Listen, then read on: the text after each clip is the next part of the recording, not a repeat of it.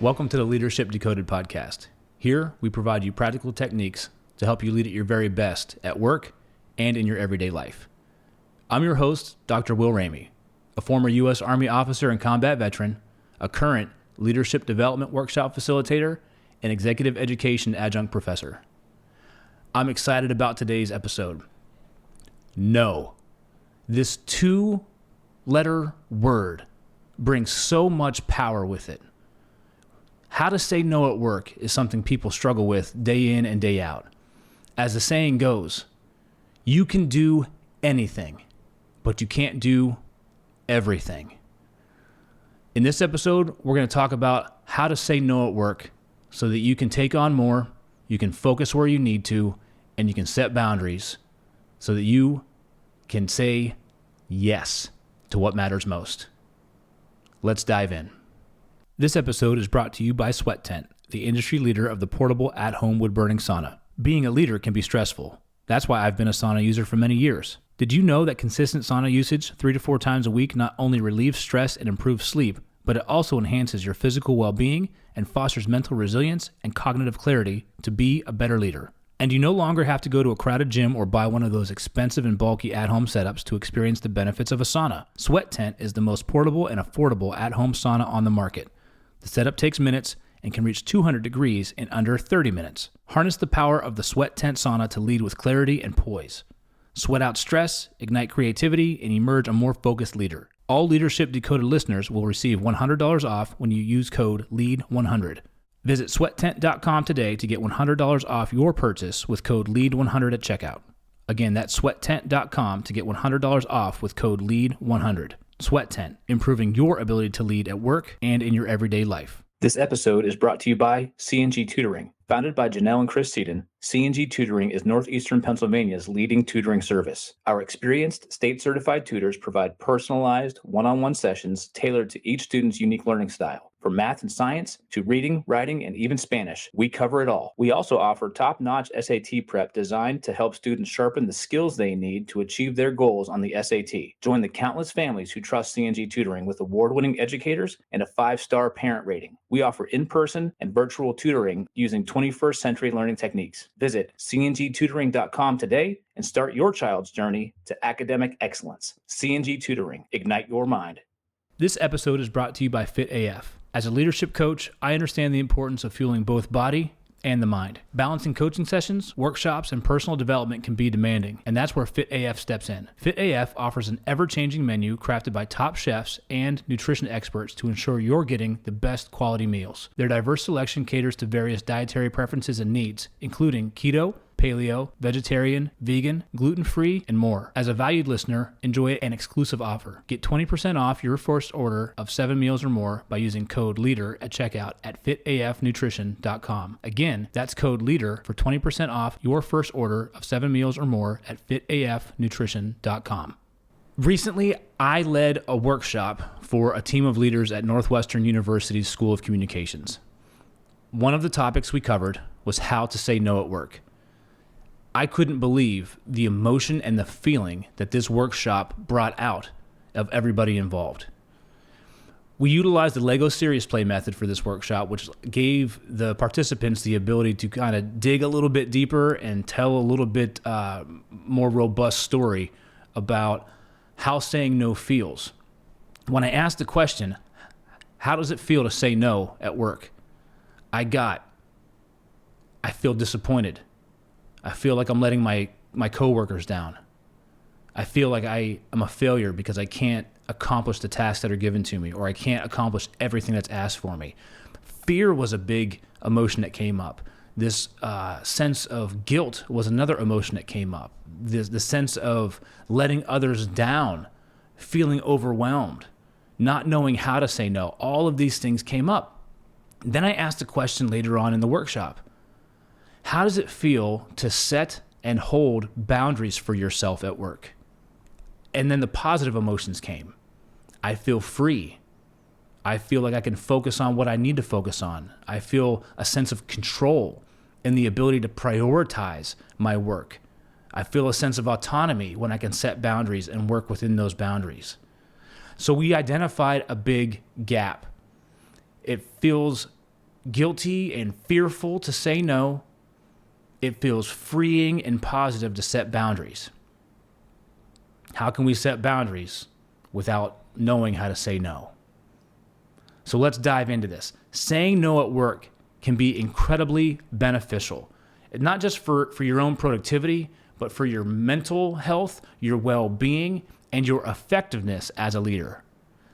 Some key benefits from research show that when you say no, it enables you to focus on priorities. Saying no to tasks or projects that don't align with your primary goals allows you to focus your energy where it matters most. Prioritization ensures that you're working on what you need to work on, and you're able to give your best self, your best efforts to those priority tasks. A second benefit of saying no at work is that it prevents burnout. Overcommitting can lead to burnout. When you have a full plate and you take on one more task and one more task and one more task, you're actually starting to deteriorate your own performance. And when you do that, your health will follow. A third benefit of saying no at work is maintaining the quality of your work. Right before you hit that burnout, you have this deterioration cycle. If you take on too much, if you take on more than you can accomplish successfully, you have a reputation that you want to uphold. You have so many hours in a day. It's limited. Your resources are limited. Spreading yourself too thin will have the quality of your work suffer. Being able to say no to additional tasks ensure that you have your time, your resources, and your full self that you can bring to your work so your quality doesn't suffer. A fourth benefit is respecting boundaries. Saying no sets clear boundaries with your colleagues and supervisors. When you have enough self-respect to set boundaries and set limitations and uphold those, your peers, your colleagues, your supervisors, your subordinates, they will all start to take on this idea of, if you have boundaries, I can have boundaries. Now we're working within those boundaries. Those boundaries are known, so they understand the value of the time that you give them. They understand that time is not just something that you can spread. When you have those boundaries and people see that you respect your own boundaries and that you will respect their own boundaries, now you start to see the value of time and effort and presence at work. And saying no can lead to empowerment and confidence. Learning to say no empowers you to take control of your day, take control of your professional life, and it will resonate through your decision making. It will reinforce the importance of priorities that you have at work and prioritizing your well-being. Knowing when to say no is crucial. Now for a second, we know that we can't say no to everything. We know that there are going to be some asks of us, some tasks of us, something given to us where we just absolutely can't say no. But being able to identify those areas where you can, and then learning how to pivot and say no, or shape a yes response, is going to be crucial for starting to practice this inside and outside of work. So knowing when to say no, first, is where there is a misalignment of your goals. If a task or a project doesn't align with your professional or the organization's goals, question why you're being asked to do it. It might not be the best fit, so that's probably an opportunity for you to say no and push back. When you focus on activities that drive you and your team towards your main objectives or towards your organizational vision, then you're in alignment. Any task outside of that is a distraction. So question it, and that might be an opportunity for you to say no. When you lack resources is another opportunity to say no. If you don't have the time, if you don't have the skills, if you don't have the other resources available to you to accomplish the task that you're given, saying no can prevent overextension. Saying no can offer you the opportunity to ensure that you're maintaining high standards of work.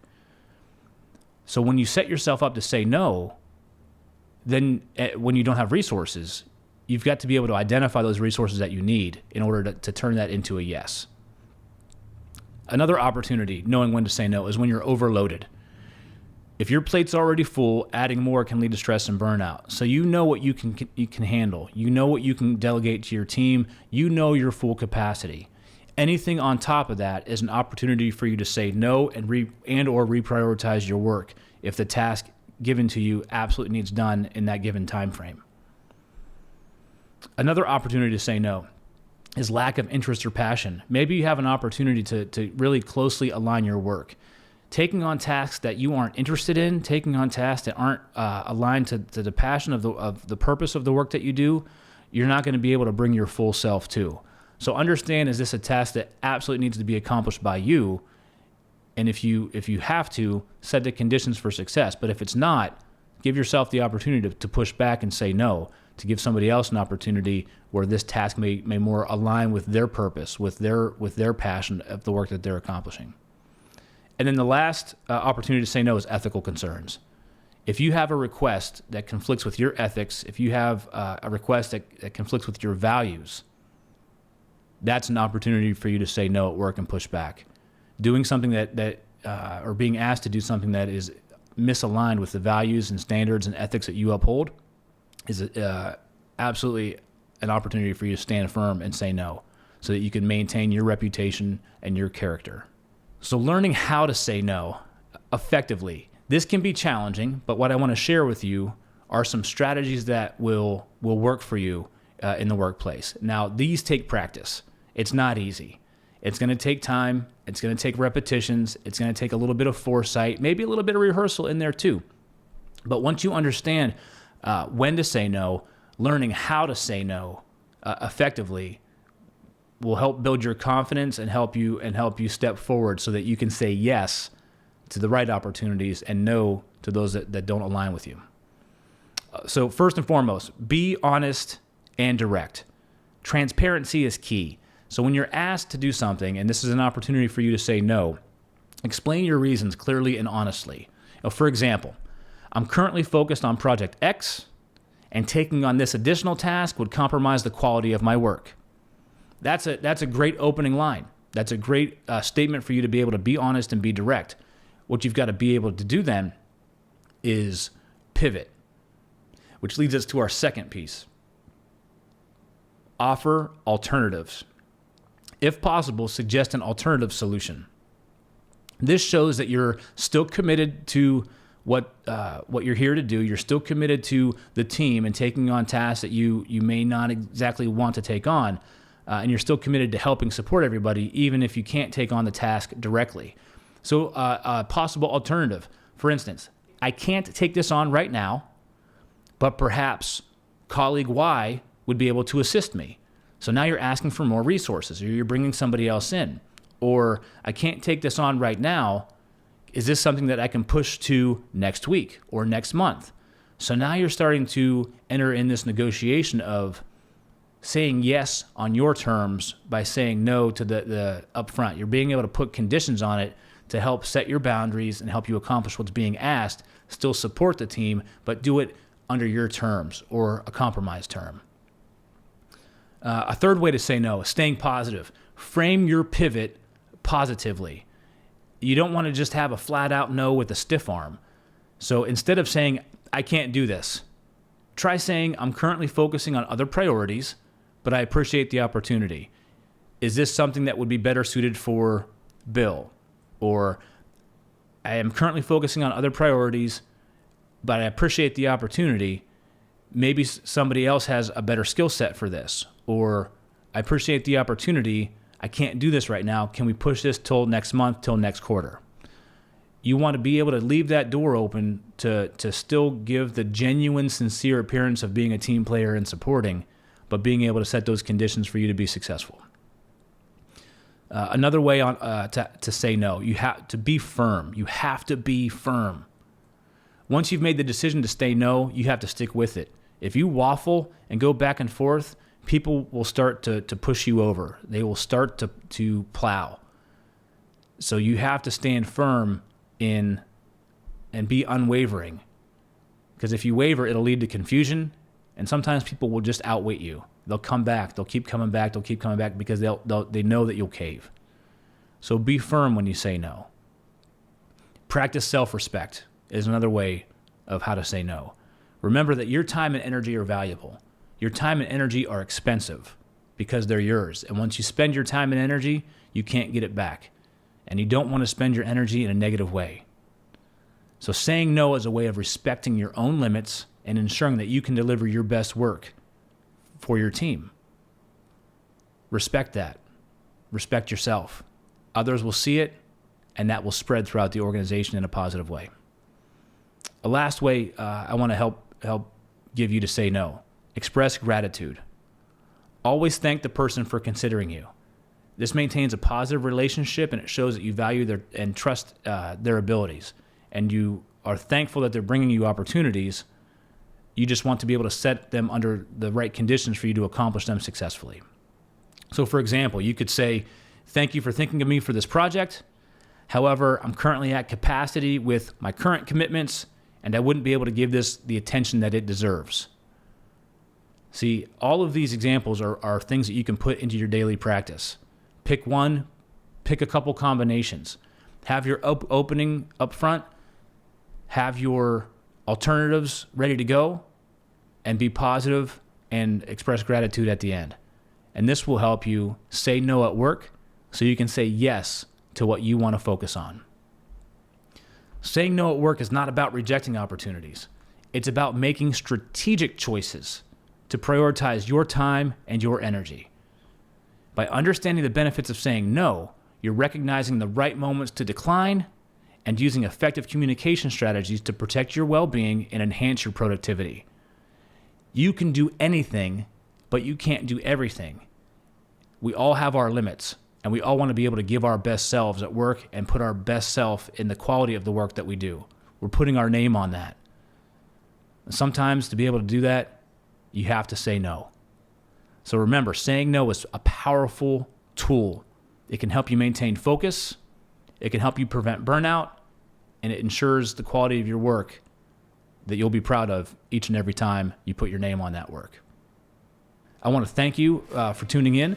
Also, if you're an organization that is looking for team development and leadership development training, I want to work with you. I offer highly engaging, creativity-infused learning experiences for your team that will make learning stick well beyond the end of the workshop. You can link up with me at LinkedIn at Dr. William Ramey. You can link up with me here on Instagram at Leadership Decoded Pod. You can email me at will@OnTheStacks.com, or you can check out my website, drwilliamramey.com. I'm Will Ramey, and I'll see you the next time you press play.